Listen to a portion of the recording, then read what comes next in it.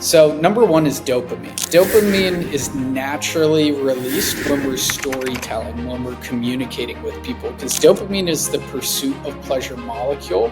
And we're wondering what's going to happen next, And it retains attention. You think of Tony Robbins or Russell Brunson, they're so good at storytelling. Whenever I'm like at their events or anything, I'm just like locked in. A lot of dopamine is coursing through the storytelling. This is Biz Ninja Entrepreneur Radio with your host, Tyler Jorgenson.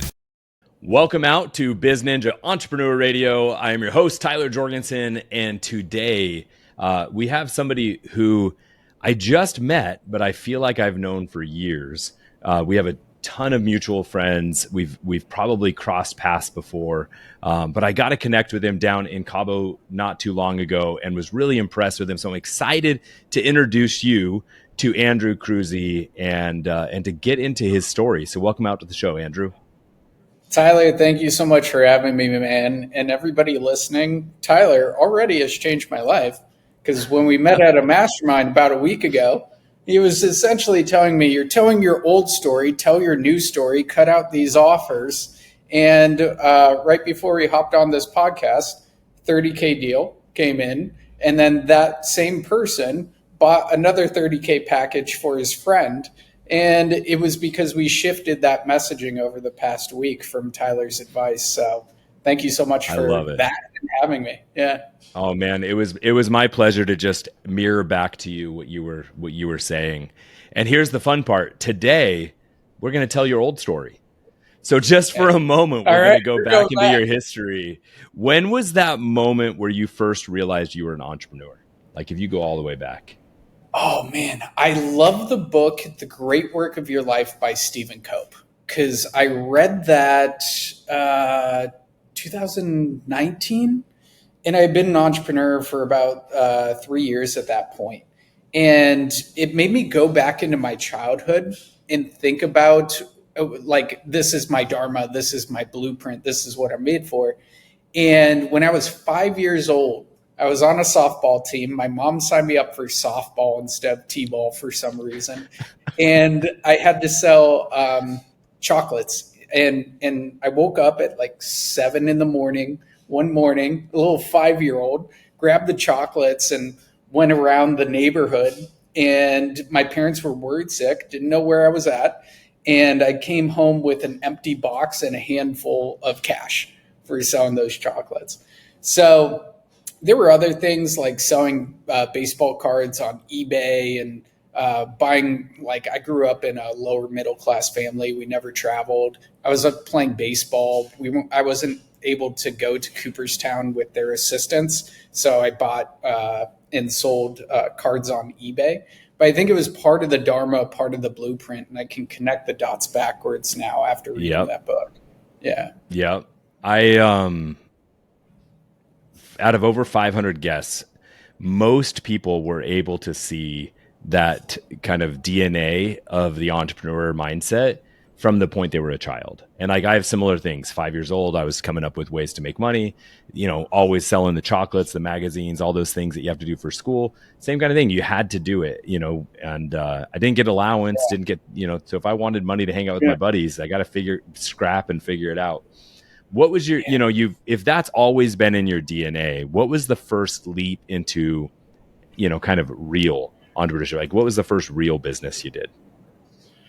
2017, I tried Amazon FBA. I tried drop shipping, all that stuff. So I was a resident assistant in college. And what I did with my drop shipping store on Shopify was I set it up, and then I had a bunch of people I used to look over in college, and they had big Instagram followings, and I gave them an affiliate link to sell some of the stuff. And that was my first money online. I made $1,500 of profit in a month, but then I didn't know how to drive more traffic and all that stuff. So that was null and void. And the first real business was an advertising agency for local businesses. I came across a good old Ty Lopez webinar in 2017 and bought in, nervous as crap, $82,000 in student loan debt, had $600 to my name, joined. The course was meh, but the community was amazing. Like there were 23,000 people in the Facebook group that I got to connect with. And I didn't get a client from that course or that program. And I joined another one and got my first client. And I built that up to multiple six figures. But it was one of my favorite quotes is the people in our life are our life. And I stopped hanging out with my drinking buddies and started hanging out with more entrepreneurs and that sort of stuff. And I went through a period where I was super freaking lonely for a bit. But that starting with courses and coaching programs changed my life there too, with an agency first. Yeah, that's not the first person I've heard have that similar experience with Ty's stuff, right? Like his ads and his things were so good at shifting belief. Mm-hmm. The actual content, not always the most powerful once given, but like also the community being really strong. And I think it's amazing how in sales and marketing, sometimes just the belief shift, that was actually the big challenge, right? The content and those other things is secondary to just the shift that happens. And I can point back to early books I read. Yeah. I remember the thing that sold me. It was so simple. It was, you only need 10 clients at $1,000 per month to make 10K per month. And I was like, that was the belief shift that I needed and the logical shift, because I was emotionally there. I was like, I know emotionally I want to do it, but I just needed that little bit of logic. And that got me across the line. Yeah. So then you got into business. You actually started running an agency. You started scaling it up. You said multiple six figures. That's a pretty big shift from, I'm in school, I've got student loans, to I'm running a business. What was the first big mistake that you made, and how'd you fix it? The first big mistake. This is going to sound weird, but I don't think I made any like huge mistakes at the beginning. Reason for that was because I took care of myself first before I went all in on entrepreneurship. So if we go back a little bit, I went through a breakup when I was 18 and became incredibly depressed. I went off to college, Ohio University, and started drinking heavily, joined a fraternity, taking a lot of drugs, that sort of stuff. And I was in and out of therapy and taking Wellbutrin and Lexapro for about 6 years. Like I was completely numb inside. At first, I didn't say it was depression to myself. And then I was like, oh, this might be depression. I always wanted to get out of it. And I came across this poem called Invictus by William Ernest Henley. And I was in a small Chicago apartment working a sales job, just kind of BSing my job. Came across that poem, read that line, and said, I am master of my fate, I'm captain of my soul. And before that, in my subconscious, my core belief was somebody was going to come into my life and save me. And I was giving away my power. I didn't know that at the time. And I'm master of my fate, I'm captain of my soul. If I put my mind to anything, I can do it, as my main mantra. I've been wanting to lose weight. I've been wanting to quit drinking. And I just decided that day, I'm going to set a goal to lose 20 pounds and to quit drinking in 90 days. And like with my clients, with my audience, if anybody like is like, I'm stuck, I'm always like, start a 90-day goal, like remove something and add something to your life. Because I committed to it. I threw all the alcohol out of my house. I looked up workout videos. Shout out to Damian Patrick on YouTube. I just followed all of his workout videos. And I downloaded MyFitnessPal and just started tracking all my macros and calories.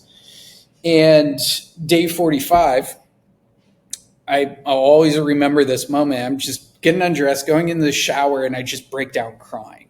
It was the first time I had cried in 6 years. It was the first time I had felt and processed something in 6 years. And then 30 days later, day 75, I looked down at the scale at the YMCA and I'm 21 pounds lighter. And then 15 days after that, I put my final X through the calendar and I'm 90 days sober. And that gave me such immense mental clarity and confidence in myself. I remember waking up in the middle of the night and feeling my back and being like, there's no back fat there. This is amazing.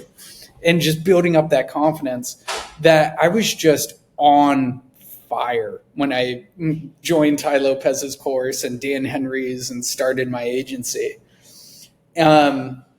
So that's a little background on that. I think it always starts with the self first and who we're surrounding ourselves with, because my friends went from drinking buddies to entrepreneurs and all that. And maybe it was the universe, whatever it was, I attracted the right people into my life at the right time when I just started betting on myself. Had some really good mentors, and grew a Facebook group from 0 to 24,000 members, built that into a multiple 7-figure business. But if we're going back to with super high profit margins, because I didn't know how to run ads well at the time, it was all organic. And going back to the question, a mistake that I made was when I got momentum in business and I started scaling super fast, is not, it's kind of two. Number one, not hiring soon enough when I had the profit margins for it. There's a framework that I teach my clients. It's make yourself rich, make your clients rich, make your team rich. The first step is marketing and sales and offer and growing that. And I did that well. And then I did pretty well with like making my clients rich, meaning getting the results, the systemization, all that. But my first year, I made $500,000 at 90% profit and burnt the heck out because I didn't know how to hire, who to hire, that sort of stuff. So I burned out. It was just me. I didn't know team. I didn't know systems. And my first hire was Avery Ford in 2019. I met him in a mastermind. And he helped me with everything fulfillment, with helping out with clients, building out new course material, streamlining the roadmap, and boom, we tripled our business the following year with him, new salesperson, setter, and I got a little bit of my freedom back, which was nice, and my nervous system. So yeah. You know, you've said a lot of things I want to unpack or at least touch on. Sure. I love the concept of the people in our life are our life. I think conceptually it gets talked about a lot where you need to elevate, you need to raise, the people around you. I remember in high school, I was told, if you tell me who your friends are, I'll tell you who you are, right? Like it was early on, this is the core of leadership. I have this weird belief where I don't like also abandoning everyone. Like I feel like we should still maintain some time of like, to elevate those, with us. Some people are just cut and move, and I'm just much more of a deep connection guy. But how do you mentioned that it was the universe, right? But what did you do? What actions did you take to elevate your circles and your network when you wanted to reach that new level? Yeah, it was more a byproduct of investing into myself. Because I went through a lonely period because I stopped drinking and I was just working on myself. I think part of that, when we really just double down on making those decisions we know we get to make for a better life, that we start to attract more of those people into our life because they're like, that dude's dope, or that girl's dope, working on herself, right. All that. Yeah. So that's part of it. And then it just came simply down to pay to play and meeting people in Facebook groups and going to events and masterminds and all of that stuff. And those people would become my best friends. If Jeff Miller listens to this, shout out to him. He's one of my best friends I met in Dan Henry's mastermind back in the day.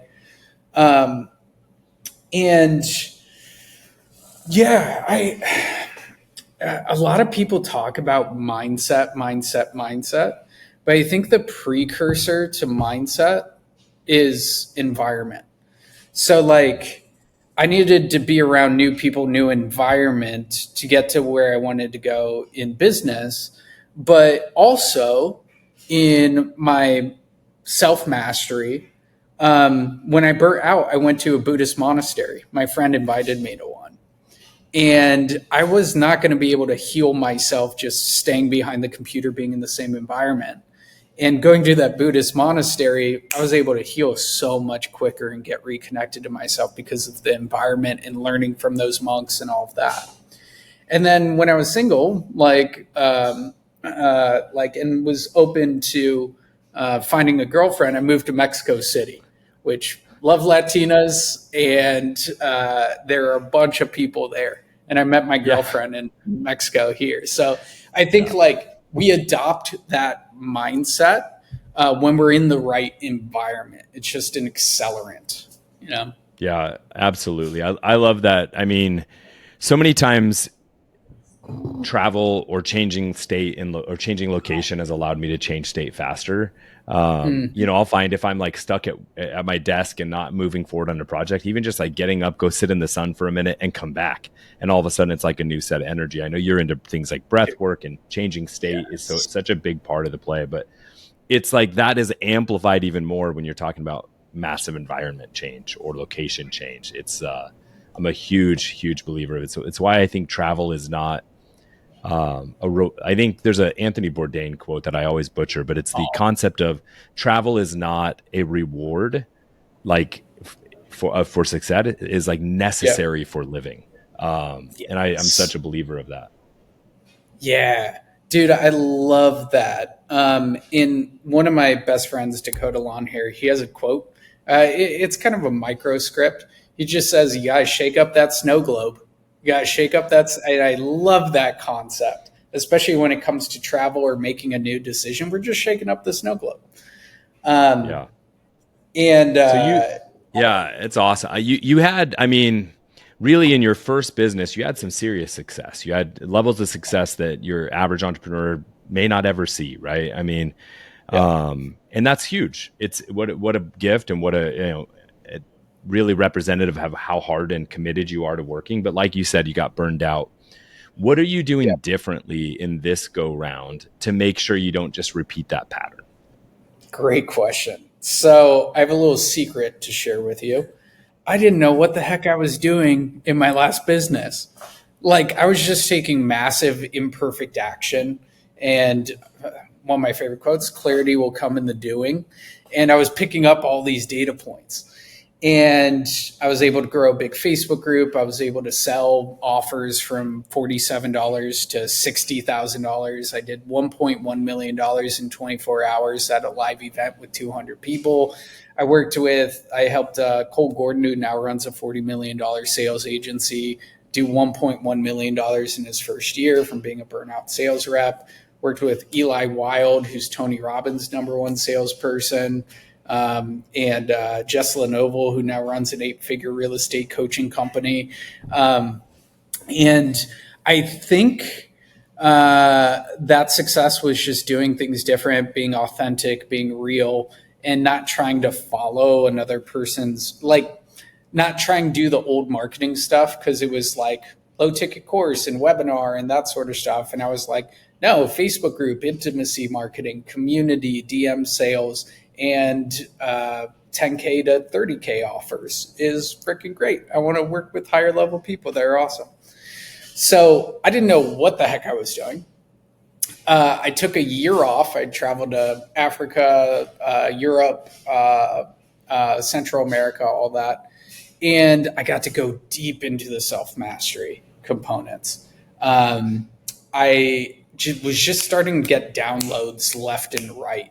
I went to the Sahara Desert with 25 entrepreneurs and artists, and I remember being out there and just meditating on the dunes, and just all of these concepts from what I learned from my past 4 years at that point of building that business, where for the self-mastery side and the business side, it kind of just like came to me.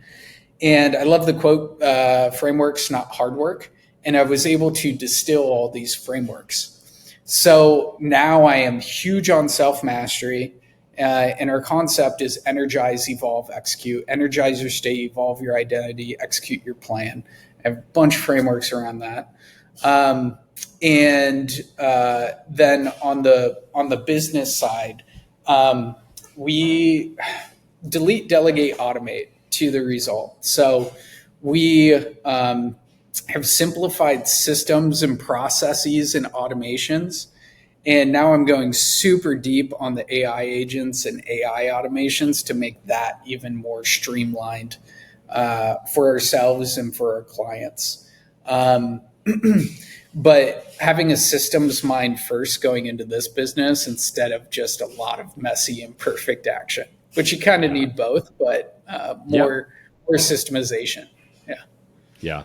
Well, and that's the thing. You have what did work from the past, where now you don't have to just guess. You can say, okay, these are the things that did work, and these are the things that did not, and I don't want to repeat those. And so you're being very mindful in that. When you're looking out into the business landscape today and like the entrepreneurial world, there's still a lot of people coming up and trying to launch an agency, trying to start a SaaS, trying to do something. What is one of the biggest mistakes that you see people making, and what do you wish they would do differently? Great question. Not catching a trend, not optimizing to catch that trend, or at least adding that into the product, service, and offerings in the messaging. Every business that I've had has been successful because of a trend. Running Facebook ads for local businesses, that was super hot. They needed that in that moment. Many chatbots back in 2018, that was super hot, right? And I learned as much as I could and just implement it. And then Facebook groups, those were big 2018, 2019, 2020. So in terms of what they're not doing correctly is probably just not catching a trend, being different and unique, and not telling their story. I think we get caught up in being like all the other marketers, but our genius is within our own story with the attractive character that Russell Brunson talks about.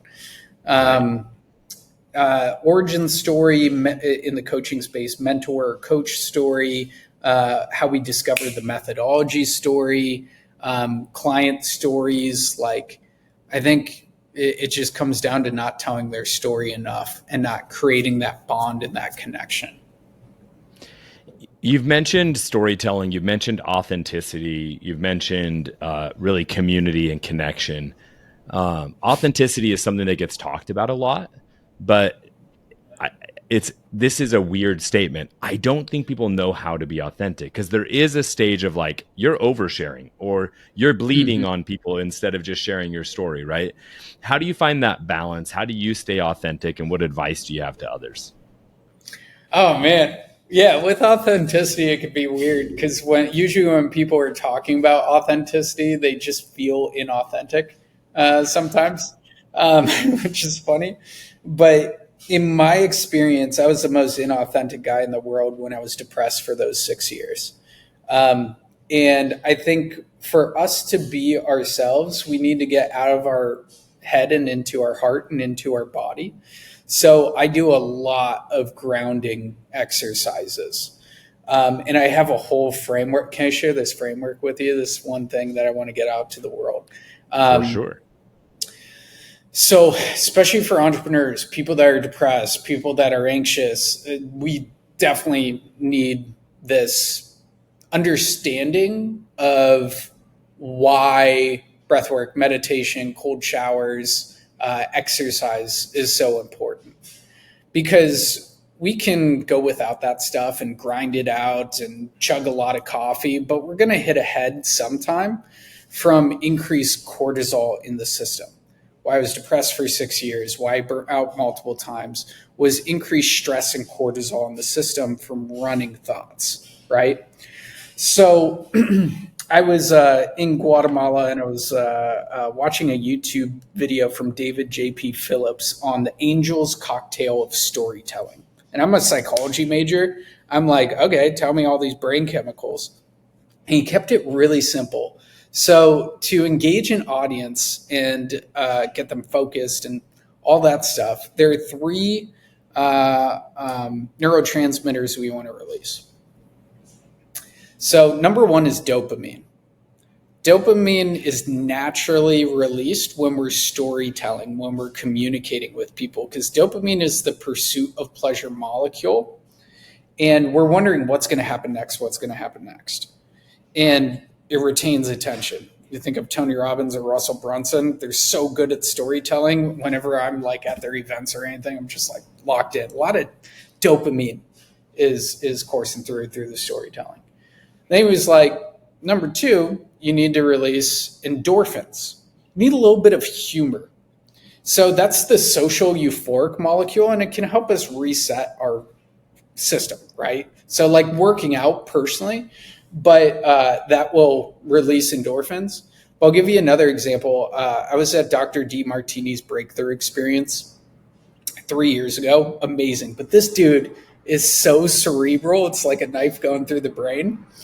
But every 15 minutes, like I was at the event 8 hours a day, and it was just him talking the whole time, right? Wow. But he would tell a joke every 15 minutes. That would get everybody to laugh, release endorphins, and reset the energy of the room, and we were able to retain attention, right? And then last but not least is oxytocin, the love connection chemical, right? And that's released through stories of empathy, stories of hardship. You think of anybody's origin story. They're releasing a lot of oxytocin. We're forming that bond with them, right? And I watched this YouTube video and I'm like, this is amazing. This is simple. I can do this. And now I have this framework instead of the hard work of storytelling. And I was like, how do I apply that to myself to decrease cortisol and increase these other neurotransmitters, to be more grounded, to be more myself, to be more authentic, all of that. So I started diving deeper into the neuropsychology, and I came up with what I call emotional alchemy. And it's a really simple framework. It's just 5 neurotransmitters, and to release every single day. So the thing that's causing the stress, the anxiety, the depression, the burnout is cortisol in our system from running thoughts, how we're perceiving situations. The excess cortisol is activating our amygdala, the fear portion of our brain, and creating more synaptic connections. So something happens, we get stressed, and then we keep thinking about it, and it's creating more of these synaptic connections in the fear portion of the brain. We get to the point where we can't focus, we're all over the place, all that stuff, right? But what we want to do is move that functioning to the prefrontal cortex, which regulates our thoughts, our feelings, and our actions. And the more we do that, these energy rituals I'm going to bring up, the more synaptic connections we make in our prefrontal cortex, and the less we have in our amygdala. The other thing that stress and cortisol produces is a shrinking of synaptic connections in the hippocampus. I remember I couldn't remember anything when I was depressed for 6 years. It's because my hippocampus was literally shrinking, right? But we can fix these things. So how do we do that? So number one is dopamine. It's a pursuit of pleasure molecule. And the key to dopamine is resetting our dopamine baseline, bringing our dopamine baseline down. Less cheap dopamine hits, start phasing out that scrolling, optimize your environment for the things that are giving you cheap dopamine hits, right? But how do we lower it even lower so we're naturally more focused and motivated? Meditation is amazing because we have no inputs coming in. And the more we meditate, the less inputs we'll have coming in, the more dopamine will naturally produce, or the more we'll lower our dopamine baseline. But also, natural increase in dopamine is a big vision of the future. So the bigger our vision is and the scarier it is and all that stuff, since dopamine is the pursuit of pleasure molecule, the more we refine and review our vision in our head, then the more natural dopamine we will have, more motivation, more focus, right? Then we have endorphins. Work out every single day. It's a social euphoric molecule, and whatever it is, whether it's running for you or lifting weights, that is the ultimate way to get out of the head and back into the body. You think 20 minutes into lifting those weights and you're just in the moment, that's stopping the mind right there and just being present, right? So then third is serotonin. It's the happy, joy, calm molecule, which I'm a big proponent of breath work, but it's just following the breath in and out. We have 3 different ways to do breath work that I invite all of you guys into, just testing out and with the scientist mindset and everything. But we have coffee breath work, which is like a breath of fire, something short, 3 to 5 minutes. It gives us energy and calm and clarity. I actually just did it before the podcast with Tyler here. And then we have whiskey breath work, which is the Wim Hof, the holotropic breathing. I do that about 2 times per week, usually like 2 hours before bed. I've found if I do it right before bed, I have some crazy freaking dreams. But that resets the nervous system, decrease cortisol, increase in serotonin, right? And then we have water breath work. I don't know if have you read The Surrender Experiment by Michael Singer? I haven't.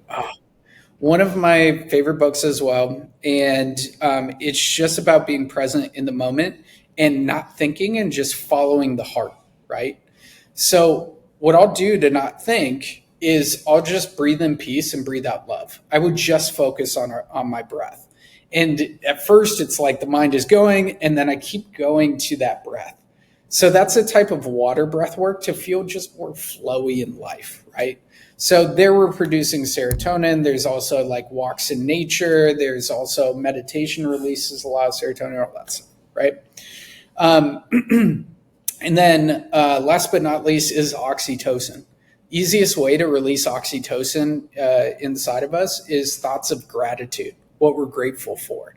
And this is why everybody's telling us, like, tap into the gratitude. We're releasing more oxytocin. We feel more connected to ourselves, and we feel more connected to everybody around us.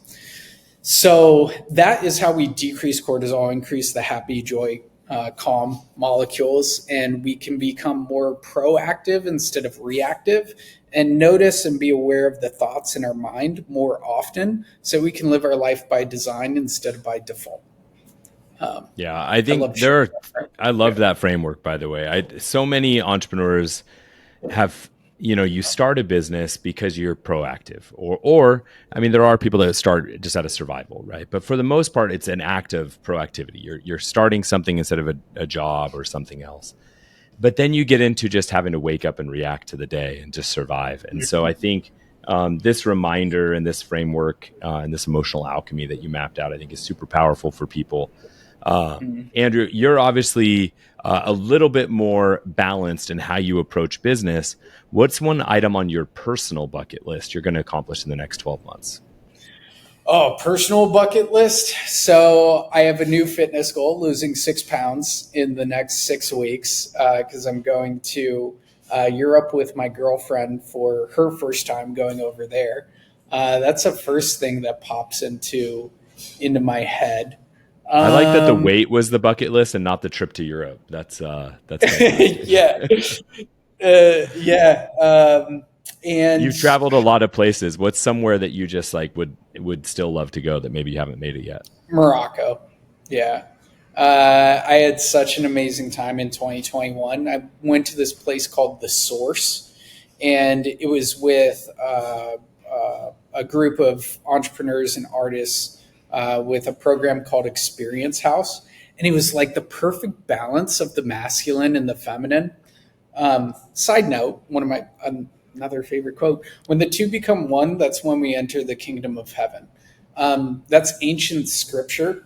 And the way I interpret that is when our masculine and our feminine, our intention and our surrender, our head and our heart become one, that's when we enter the kingdom of heaven. That's how I define balance in a nutshell.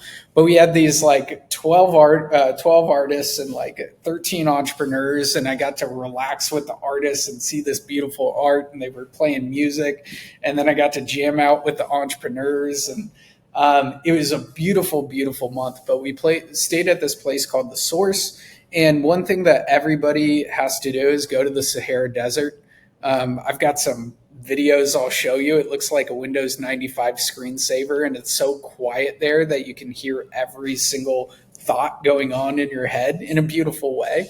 And you can see every star in the night sky, and it's just like awe-provoking.